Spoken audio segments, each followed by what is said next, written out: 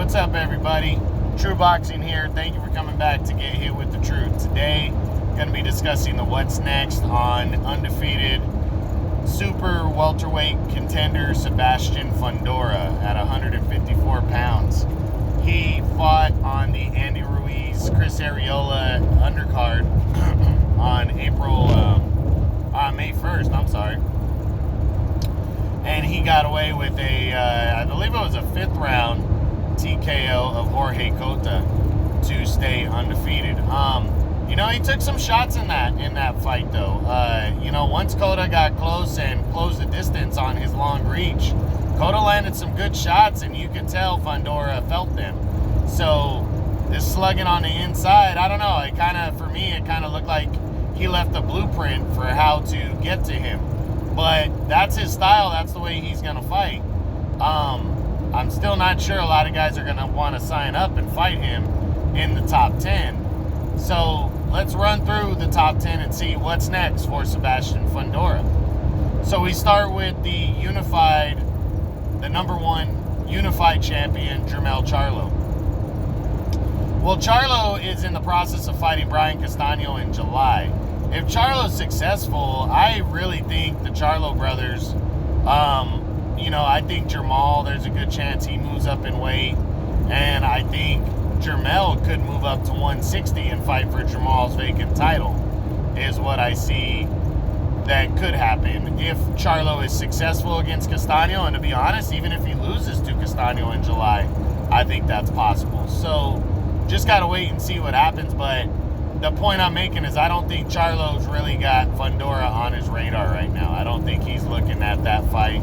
I don't think it's a big enough fight worth taking the risk for Charlo right now where he's at. And I don't know if it's a fight he wants to take anyway, so we'll see. But I'm not seeing it next. Number 2 is the undefeated WBO champion, Brian Castano. Castano's fighting Charlo. Win or lose, it's probably not the best option. If he beats Charlo, he's the undisputed champion. Maybe he stays here, maybe he moves to 160. But I don't know if he fights Fundora next, if he wins. If he loses, I don't know. I don't know if that's a fight he wants to take in his return bout. So I'm going to say no for Castano also. Number 3 is a former unified champion, Jarrett Hurd. Now, Hurd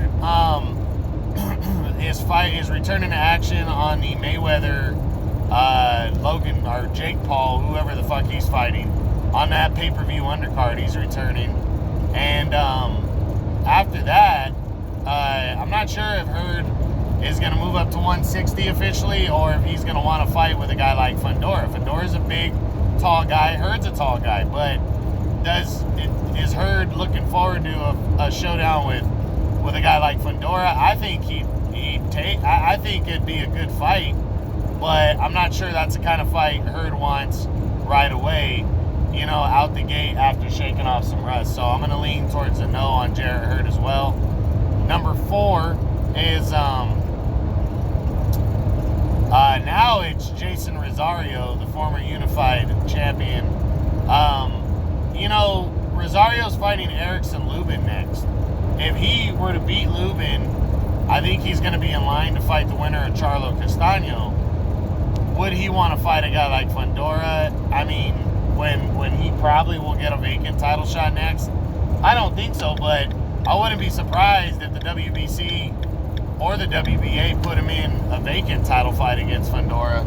But it's not a fight he's going to sign up for. But to be honest, I don't think he's going to beat Erickson Lubin, so I don't think we're going to have to worry about it. Number 5 is former unified champion Julian J. Rock Williams. Another guy that he hasn't fought since January of 2020 when he got knocked out against Jason Rosario. And I don't see him in his first fight back taking on a guy like Fundora. It's just a bad matchup for him, so I'm going to say no. Number 6 is former WBC champion Tony Harrison. Harrison just returned to action.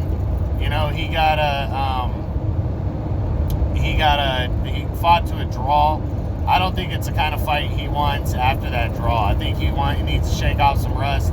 He needs to get a win under his belt. I don't see him fighting a guy like Fundora. Number 7 is Erickson Lubin. Lubin, again, I don't know if he wants to take on a guy like Fundora next, you know.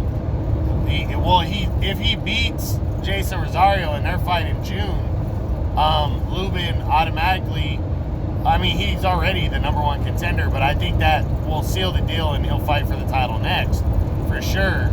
So, would he want to fight a guy like Fundora? If he were to lose to Rosario, would he want to fight a guy like Fundora in his return bout?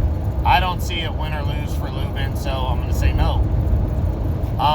Fundora's floating around like number 8 right now at 154. Then you got, you know, other guys like Jesse Vargas and Patrick Teixeira. I don't see them fighting Fundora. Terrell Gaucher, that might be an interesting one. Gaucher destroyed Javante Clark in his last fight, and he might have the confidence enough and be in a position where not a lot of guys want to fight him to where he fights Fundora. So I think that's possible. So for Fundora, I really don't think a lot of the guys in the top 10 are going to want to fight him yet. But I think Terrell Gaucher is a real possibility. They're both with the PBC.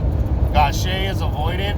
And Gaucher's tall, and he's coming off of a nice win over Javante Clark. So he might say, hey, I'll fight him.